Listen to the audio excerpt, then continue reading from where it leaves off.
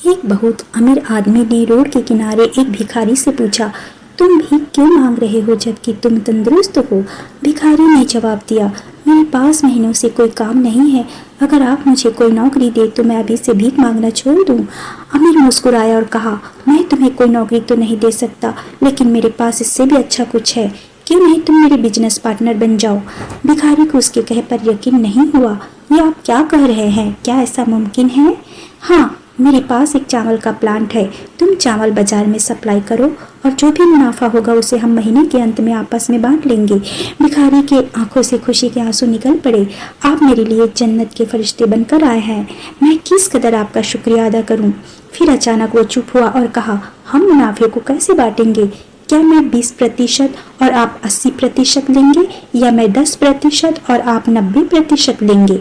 जो भी हो, मैं तैयार हूँ और बहुत खुश हूँ। अमीर आदमी ने बड़े प्यार से उसके सर पर हाथ रखा। मुझे मुनाफे का केवल 10% चाहिए, बाकी 90% तुम्हारा, ताकि तुम तरक्की कर सको। भिखारी अपने घुटनों के बल गिर पड़ा और रोते हुए बोला, आप जैसा कहेंगे मैं वैसा ही करूँगा। मैं आपका बहुत शुक्रगुजार हूँ। और अगले दिन से भिखारी ने काम शुरू कर दिया। उम्दा चावल और बाजार से सस्ते और दिन रात की मेहनत से बहुत जल्द ही उसकी बिक्री काफ़ी बढ़ गई। रोज बरोज तरक्की होने लगी। और फिर वो दिन भी आया जब मुनाफा बांटना था और वो 10% भी अब उसे बहुत ज़्यादा लग रहा था। उतना उस भिखारी ने कभी सोचा भी नहीं था। अचानक एक शैतानी ख्याल उसके दिमाग में आया, दिन रात मेहनत मैंने की है और उस अमीर आदमी ने कोई भी काम नहीं किया सिवाय मुझे अवसर देने की। मैं उसे 10% क्यों दूं? वो इसका हकदार बिल्कुल भी नहीं है।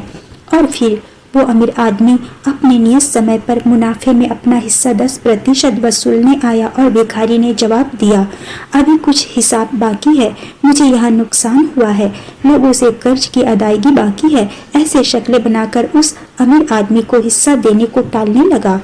अमीर आदमी ने कहा कि मुझे पता है तुम्हें कितना मुनाफा हुआ है, फिर क्यों तुम मेरा हिस्सा देने से टाल रहे हो?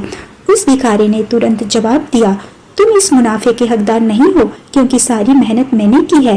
अब सोचिए, अगर वो अमीर हम होते और भिखारी से ऐसा जवाब सुनते तो हम क्या करते? ठीक इसी तरह भगवान ने हमें जिंदगी दी, हाथ पैर आँख कान दिमाग दिया, समझ बूझ दी, बोलने को जुबान दी, जज्बात दिए। हमें याद रखना चाहिए कि दिन के 24 घंटों में 10% भगवान का हक है। हमें इसे राजी खुशी भगवान के नाम सिमरन में अदा करना चाहिए। अपनी इनकम से 10% निकाल कर अच्छे कामों में लगाना चाहिए और भगवान का शुक्रिया अदा करना चाहिए जिसने हमें जिंदगी दी, सुख दिए।